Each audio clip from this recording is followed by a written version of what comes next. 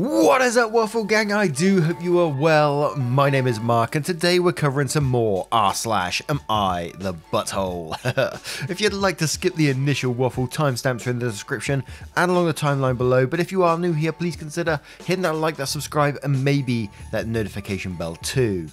Now, just a huge thank you to each and everyone for taking the times out of your day to be here. We're so close to Christmas and there's still so much to do, and yet you still take some time to listen to these videos. It's absolutely amazing of you, so thank you so much. Before we get started, just to say, the Christmas competition, the art-based competition, is coming to an end in 2 days now, so don't forget to get your art in there and get involved. It's going to take me a couple of days to check over the submissions, what they do. There's a fair few there, and then we'll be handing out the prizes straight after. So thank you so much for getting involved, and with that being said, let's get in to today's stories. Much love, guys. Now, our first story comes from Holiday Range. Am I the arsehole for wanting to have Christmas with my relatives instead of my wife and children? So I, 29 male, and my wife, 28 female, have been together for 10 years. We have 3 children, 3 male, 4 female, 6 female. Recently my mother called me saying that she and my father are going to have a Christmas dinner, but only for their immediate family, so only me, my siblings and my parents are attending, no spouses or children. I am most likely going to go. All my siblings agreed to go, since it has been a while since I spent some time just hanging out with my immediate family. I told my wife about it and how I plan on going. She seemed sad but agreed I could go. Today I was on the phone with my brother-in-law. We're good friends, and I told him I would be going to my parents' house for Christmas alone. My brother-in-law called me selfish and said that is why my sister was so sad this weekend. I told him where I go for Christmas isn't his business. I know that my wife might be a little lonely having Christmas alone, but I have had holidays with her last year, and there will always be another Christmas next year. Am I the arsehole? You know when you read the title of a story and you're like, you best have a good excuse, boy. And you don't. So yes, you are going to be the arsehole in this situation. And you're going to be the arsehole for a couple of reasons here. One, because your family, like your wife and your kids, are your immediate family, and you seem to not consider them that way because you said your mum and dad and brothers and siblings and stuff are your immediate family, whereas they're not. And imagine going on Christmas Day just saying, right, I'm off to my Christmas dinner with my family, and apparently on the edits it says this is over 3 days, so he's going to be leaving on the 24th and coming back on the 26th, so won't see his family at all, won't see his kids at all on Christmas. And I know it's all very commercial and all this sort of thing, but Christmas is such a big thing for kids, you know. To see their little faces when they're opening up presents and stuff and so excited is just one of the best times of the year. Especially when I see my nieces and nephews open the present that they've wanted for so long. It is just like the best feeling. So yes, you're absolutely the arsehole in this situation, and I will read a couple of his edits out after the comments because a couple of them do clear things up, but a lot of them just seem to be babbling. But Medium Spaces says, wow, you're the arsehole, so are your parents. And then it says, sorry kids, daddy, grandma, grandpa and your aunts and uncles don't want to spend Christmas with you. The whole lot of you are just awful. And a random name says, you're the arsehole, your immediate family is your wife and children. Your mother sounds like an arsehole too. Edited to add, it's your baby's first Christmas and you're going to miss it, so you're an extra huge arsehole. Oh my god, I didn't even think about that. It's a baby's first Christmas too, and he wants to miss that. Wow. Greenbean999 says, you're the arsehole, your wife and your kids are your immediate family now. And Queen Yama says, you're the arsehole, how are your wife and your kids not your immediate family? Peachy721 says, I mean no, you're not guaranteed another Christmas next year, and it's odd that your parents are doing it this way. I understand we're in a pandemic, but if they're around all of their kids that live with their spouses and children, then it makes no sense at all not to just have them too. Oops, and I meant to put, you're the arsehole. And Lisa says, you're the arsehole, you only get so many Christmases when your kids are small. You also expect your wife to sit alone as the only adult with the kids. You can have dinner with your parents on a different day, and your parents are being pretty selfish here to even do this during a pandemic. And a Loken Steve says, if you were my husband, the locks would be changed by the 26th, and you could have the rest of your meals at mummy and daddy's house too. You're the arsehole. Now, I'm going to turn this one to you guys. What do you guys think of the situation? And what do you think of OP for like originally thinking that it's okay to go round his parents' house for Christmas Day and spend like Christmas dinner and the whole day with his family. And well, and not his wife and kids. Let me know what you guys think in the comments below. And our next story is posted by a throwaway account. Am I the arsehole for refusing to give my late wife's bracelet to my stepdaughter? I'm male 43, have been with my current wife for 2 years now. I have a 12-year-old daughter, Jenny, from my previous marriage. Her mum passed away from cancer. And I have a 15-year-old stepdaughter, Emma, and we get along very well. I've been keeping some stuff that belonged to my late wife, including a diamond bracelet that my late wife wanted to give to Jenny on her 16th birthday. This request was handwritten by her, and I made her promise that I'll hold on to it till Jenny is 16, and then gift it to her on her 16th birthday. This will make her feel that her mum is there with her when the day comes, and it gives me comfort. There were no issues except for when Emma was taking a look at my late wife's things when I was at work and saw the bracelet. She told her mum she liked it very much and asked her if she could keep it. My wife doesn't know the story about the bracelet. She told me that Emma liked the bracelet a lot and wanted it so bad. I told her that was not possible because Jenny's mum wanted her to have it on her 16th birthday and that it wasn't mine to give. It was specifically gifted to Jenny and I can't deny her that. My wife took it as in I was favouring Jenny over Emma and that Emma is going mad and keeps talking about it. I told her that was not up for discussion, but then she offered me money to get me to give her the bracelet and I was shocked, completely dumbfounded and hurt that she thought that by offering money that I'd change my mind. I argued with her when she said that I probably said no because my late wife's stuff is clearly more of a priority to me than her feelings and Emma's. She said that Emma will resent me, especially when she sees Jenny wearing the bracelet and realise the favouritism that I'm displaying. I got so tired of arguing I told her to just stop it, but she still thinks I'm making a big deal out of it and Emma still could have the bracelet since Jenny does not know about it. I was so upset because of this, but I stood my ground and refused. I get Emma's love for jewellery, but I could get her a similar one if she insists. I don't think I'm being unfair to Emma, it's just her mum is pressuring me and taking things personal. Now again, you've got to say not the arsehole at all in this situation, simply because you're honouring your late wife's wishes, and that bracelet legit isn't yours at the moment. You know, you've been asked to pass that on her 16th birthday and you're just honouring that wish, so you can't be the arsehole for doing that.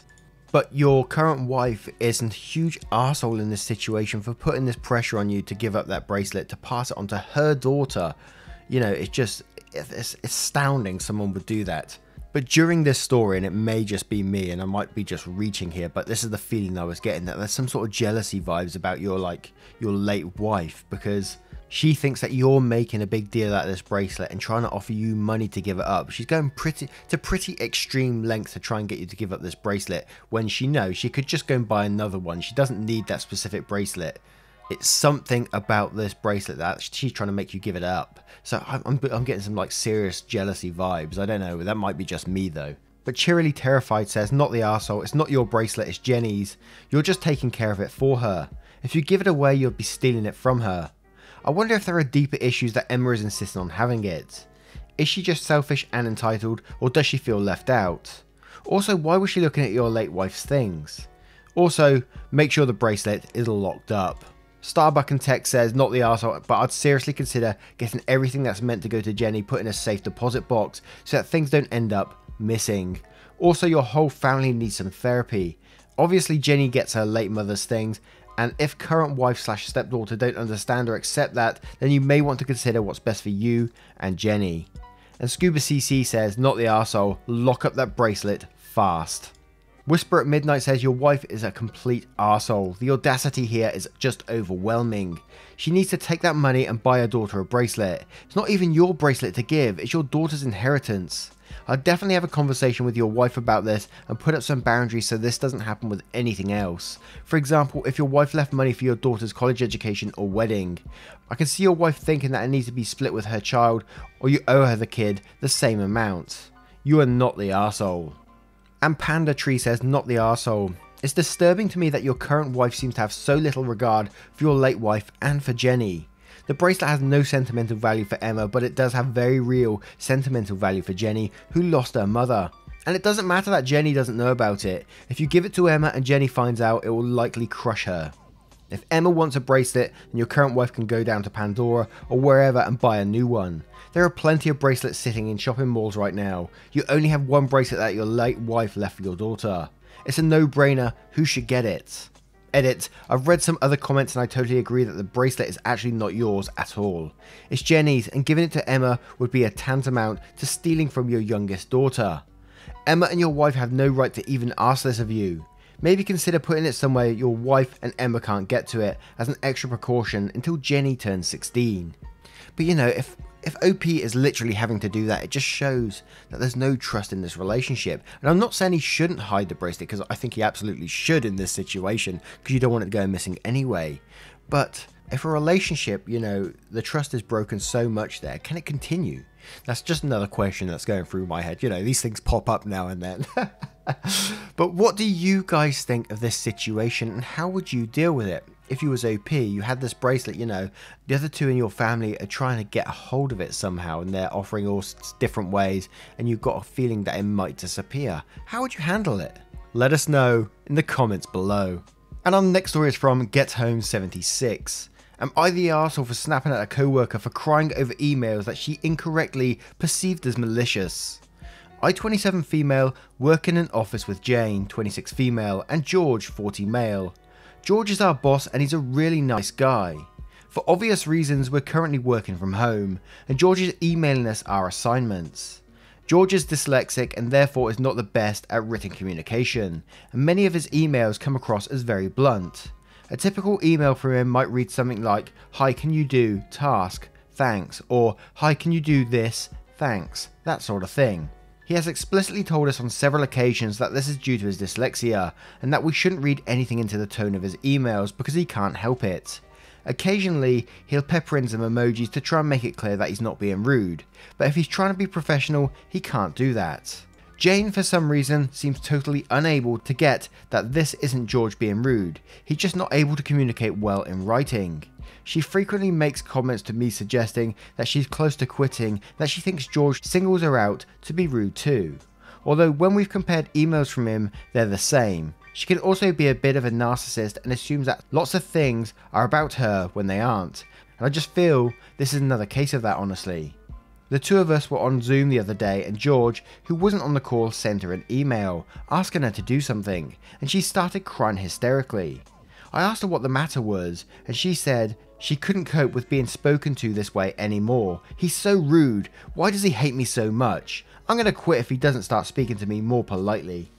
I tried to calmly tell her the same things I've told her before, that he genuinely cannot help it and that he types the same way to everyone, not just her.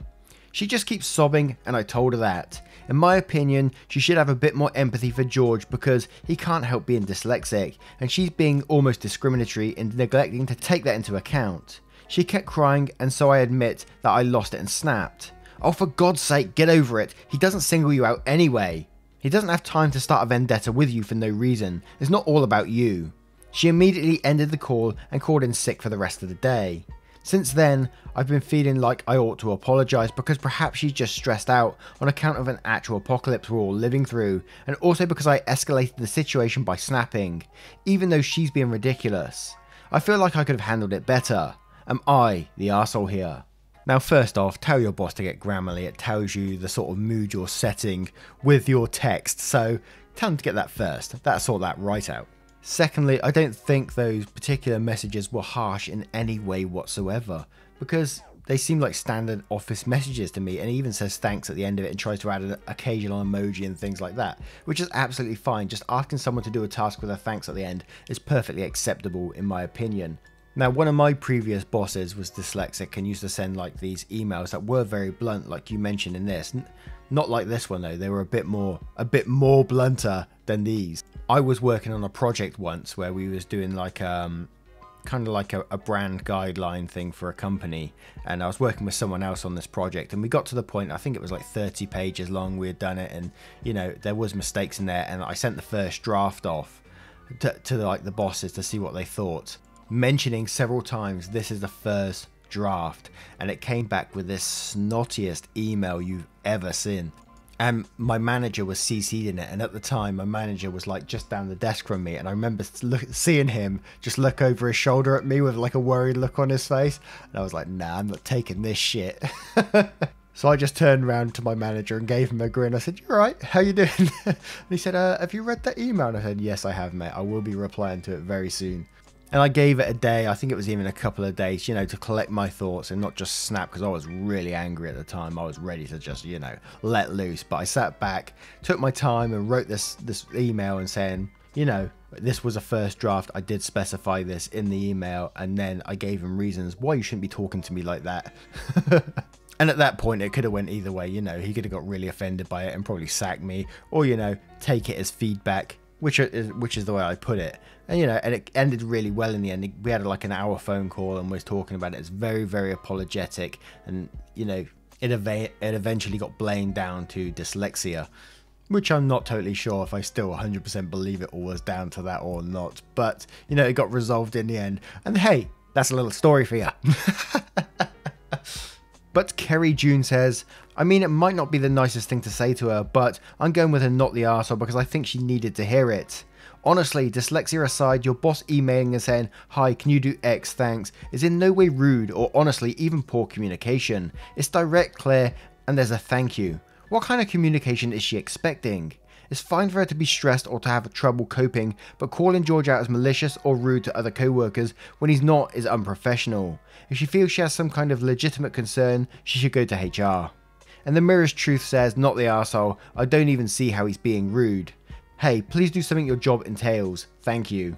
MM172 says, not the arsehole, honestly, I'd be strongly tempted to tell Jane that next time she talks about quitting, you're escalating that to George, because you have neither the time nor the patience to keep reassuring her over something he's gone out of his way to reassure everyone over repeatedly. Which is far more than I've gotten from bosses who casually tossed around thanks or fix this, and seem baffled when it is pointed out to them in staff meetings that this might be construed as overly blunt. Oracle 5 of 7 says, not the arsehole, and neither is George. There is nothing rude in his emails. I'm very confused. Who cries at work? Now, I'm going to turn this one to you guys. Have you guys ever had like an overly blunt boss? And how did you deal with it? What did you do? Let us know in the comments below. And our next story is from Moving On 4. Am I the arsehole making my late wife's daughter move out so I can date in peace? My late wife passed away about a year ago. We were together 10 years but not married until she became sick about a year before that. She has a daughter Beth who is 19 years old. Beth is taking college classes but they are 100% online, so she has stayed at home, which is my house. I've owned this before my wife moved in, so it was never technically shared. I've wanted to be supportive of Beth but don't want her here indefinitely or until she's done with college. That's 3 more years and it makes dating super awkward. I had a lady friend over after a dinner date last week, and she was snarky towards her and later told me I'm moving on too fast. I tried to have an honest talk about being ready to move on and date others, but she kept calling me an arsehole. I'm just ready to move on with my life, but her presence is making that difficult. I told her I want her to move out at the end of this next semester, which would be the end of May, so 5 full months to find a place. She flipped out and told me I'm abandoning her to get laid. This isn't really the case, I just want to move on with my life and I don't want to live with a 19-year-old any longer. She's still mad at me and she is making living in my own home awkward, but she claims she can't afford to go anywhere else. Edit, I did not raise or adopt Beth. My wife was very clear that she was not looking for a replacement father for her.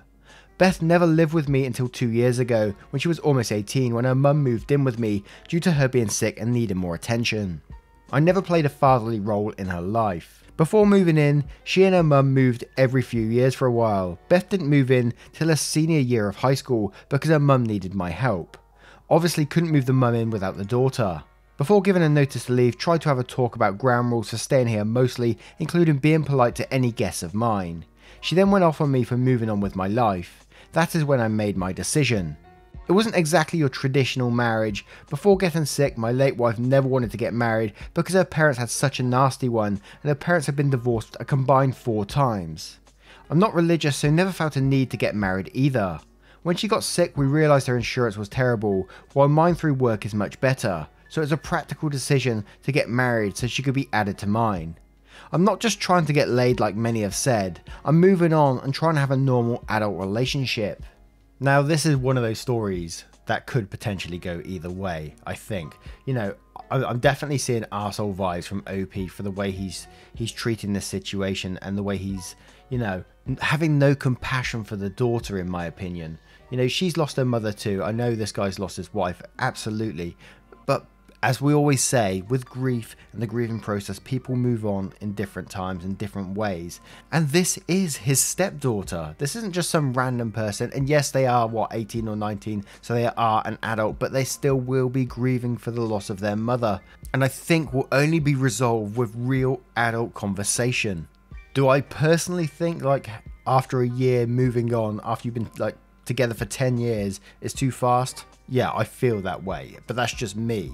This guy, you know, he obviously thinks he's ready to move on, and I think, you know, that's his decision in the end. And I may get hate for this one, but I can also see very slight arsehole vibes from the daughter too, for disrespecting, you know, the husband for, you know, he might be grieving as well. This might be part of his grieving process to be dating. He might not be thinking straight. Although he might be thinking totally straight and this is his decision to do. But for the daughter to be, you know, being rude to guests in your house and stuff like that is a rude thing to do. And it does make her slightly the arsehole. And the daughter only sort of moved in a couple of years back. I'm not sure if that makes any difference or not, but the relationship that these two had sounded very different to most relationships in a way anyway. They only married, it sounds like, for the insurance so she could get on it and get that medical care. And then she moved in so like the husband could help with the care too, and that included the daughter. So I'll be very controversial on this one, just for the sake of it, right? And I'm going to go with a very light, everyone sucks here. Because I think this just needs some adult conversation to solve things, you know. These two are both adults, they can talk it out, they can solve things, and, you know, everything should be just gravy. But don't hate on me, guys, don't hate on me, I'm a bit confused on this one. But Babaluski says, you're the arsehole. Wow, this is every dying parent's nightmare. Reddit DK2 says, not the arsehole. If I'm reading this correctly, you and Beth's mother were involved for years, but did not marry or live together until she became ill. You were not a pivotal figure in Beth's life. You don't consider her a daughter, and you don't believe she considers you a father figure. When your deceased wife got ill, you and she married, in part so you could support her. She and Beth moved into your home that you already owned. About a year later, your wife passed away. Beth was almost 18 at the time. After your wife passed away and Beth stayed living with you for the next year, you are now ready to date again, and it's been a year and Beth resents this. You do not want Beth to continue to live with you. You supported your wife when she needed you. You helped Beth for over a year. You have done more than could have been reasonably asked. Puppy Gito says, you're the arsehole. She's not your late wife's daughter. She's your stepdaughter. Burnt Cucumber says, you're the arsehole. It doesn't sound like you're being sensitive to the fact that she lost her mother. You don't have to let her live with you, but you've also known her since she was 9. So I'm surprised she's not like a daughter to you. It's unfair for her to make you feel uncomfortable in your house, but she's relatively young and is probably hurt that you moved on quicker than her. And Icy Cold says, not the arsehole. People seriously need to actually read your post before saying you raised her or whatnot. She is old enough to understand that it's your house and your rules, and you can do what you want with who you want and when you want. Yes, I feel bad for her because her mum is gone and she needs to deal with her grief, but taking it out on you does nothing. It doesn't seem like you both don't have much of a relationship before her mother passed. Maybe talk to her about her family and try helping her reach out to them. Now, I'm going to turn this one to you guys. What do you guys think of the situation and how would you deal with it? Let me know in the comments below. Now, once again, guys, thank you for being here today. I hope you have enjoyed today's stories. And if you have, you know what to do. Hit that like, subscribe, that notification bell too. Now, I will be giving an update on my dad fairly shortly because I know some of you are still asking, and I will update you. I will keep you in the loop. I'm going to go and visit him today, actually. And also don't forget about our Christmas competition. Couple of days left. Get involved there over on our Discord. And you can also support the channel further if you choose to do so. No pressure, by heading on over to Patreon or clicking that YouTube join button down below. Now, once again, guys, thank you for being here today, and I will see you in the next one. Take care, guys. Much love.